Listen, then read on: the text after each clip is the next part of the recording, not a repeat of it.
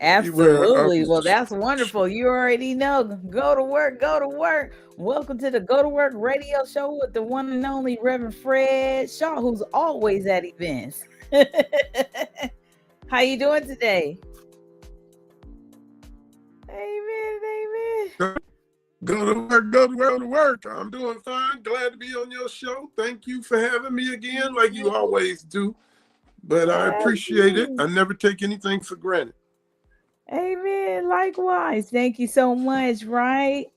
And I know we get right to it. So, just like any Right. other show. So, we're going to talk about today, on which I want to commend you first and foremost for always being prepared as well for the shows. Not only do you not take them for granted, but you're always prepared. So, today's title is How to Destroy Society, the Way of Psychiatry. That's deep.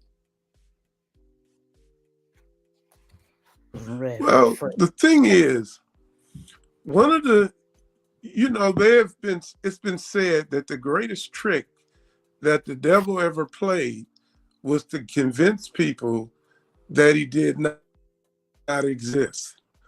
We're looking at the fact now that we have psychiatry throwing the rock and then hiding the hand.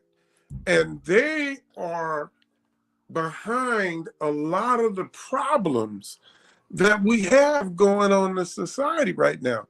So what I wanted to do for the audience is to show them the tricks of psychiatry or the tricks of the devil.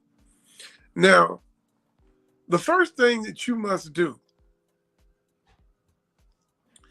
you must take away a people's ability to think for themselves. Mm. In a society, you must convince them that you know and they don't know. And, uh, and that's the way the psychiatry is doing it. We listen to them and they tell us things like chemical imbalance of the brain. That we have these chemical imbalances going on that is making us behave the way we do. But then they found that that is not so.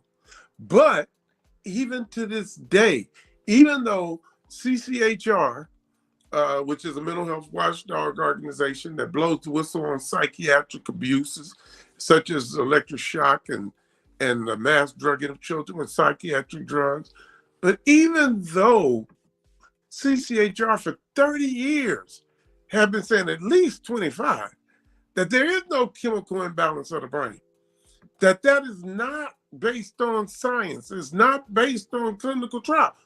But right to this day, you can talk to a psychiatrist and he will tell you, well, what we're dealing with here is a chemical imbalance of the brain has to be there so that the psychiatrist can write you a prescription. If you don't have something to treat, if you have to make it up or not, then you can't prescribe the drugs. Then the pharmaceutical companies can't make the money. And then we keep going down and down and down because they would have to come up with something that is genuine and real to deal with the people. As long as I can sit here and say, well, Nichelle, I've noticed that you can't look at me.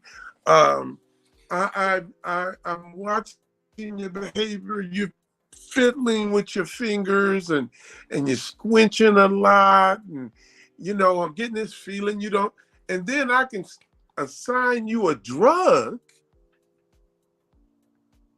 because you are mentally ill. So you have to take away people's ability to think for themselves and to take on other viewpoints that may not be true. That's why I love to quote that thing where Adam and Eve hid from God in the garden. And Adam tells God, we hid because We heard you coming, but we hid because we were naked. Naked can mean two things: that you have no clothes on, exposing yourself, or you unprotected. A lot of times in the streets, oh, you caught me naked means I didn't have my weapon. So therefore, you could get me because I wasn't prepared. So I'm naked because I don't have anything to protect me. So, but God said, who told you you were naked? Who told us that Ebonics was the reason that Black kids are not learning in schools? When you go to Africa, you find not only can they speak multiple languages, but they can even use dialects and cliques, Mm-hmm. and everybody know what they're talking about. So we make them seem like they're primitive and that Black people can't really learn. And if you go to the LA Unified School District, probably Inglewood, Compton Unified, Black kids at the bottom of the list. So that either means the Black kids don't have the ability to learn, or the school district don't have the ability to teach them. Well, the school district is not going to blame it on themselves, even though in private they will admit that. They don't know how to teach these kids properly. And the ones who are lucky like you and me to a degree, we get to come out of these schools and we learn just enough to go out there and survive. You've learned enough to be able to be a teacher and things like that. But we have to understand that we're taking on the viewpoint of someone else. G. Carter Woodson said, take their most prized possession, their children, and turn them over to their oppressor to educate them. See, this is the problem that we have. The second thing you have to do in an individual, you have to kill the concept of God and replace it with you being the ultimate authority. If you look at any abuser, he separates the person being abused from everybody else. He separates them from their family, their friends, isolate them, and then they put their doctrine in their head and they become the authority. Nobody else knows anything. Why are you listening to these people? All of the stuff that women who have been abused have heard. You know, a lot of people in the field like education and things like that have seen this in one form or another. But this is being done because there's been, and I'm maybe next week, I'm going to talk about the killing of God and bring some new information.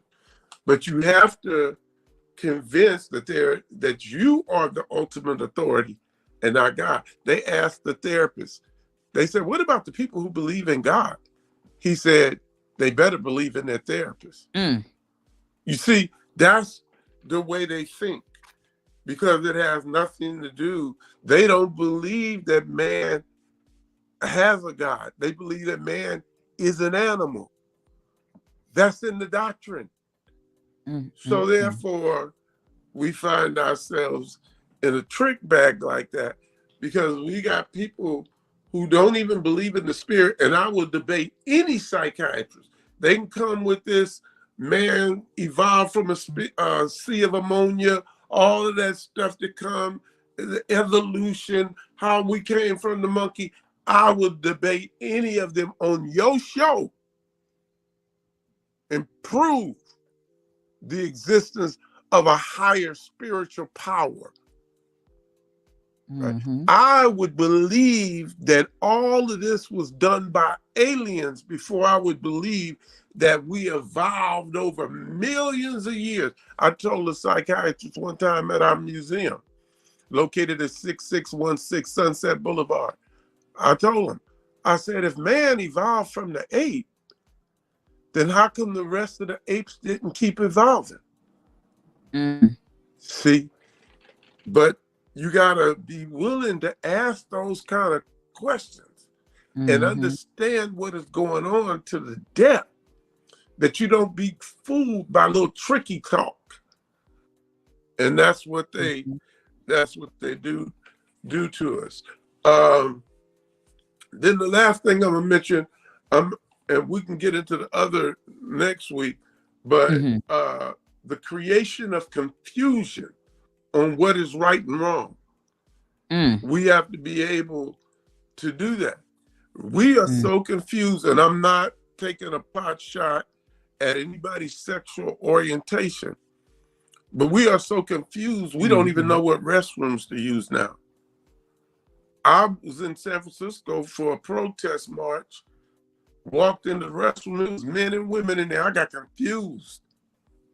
It might be my own lack of evolution. Men and women probably, I mean, in your home, men and women use restrooms. So again, somehow we got this in our head that there's something bad about it. You know, Mm-hmm. there's unisex restrooms. You know, this is more of a later creation.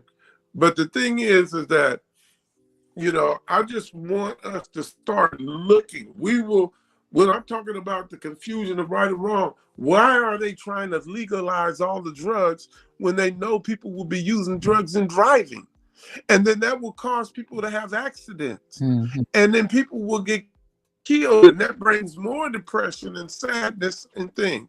And then the psychiatrist can use that as a means of continuing to prescribe medications to get through people, you Mm-hmm. know.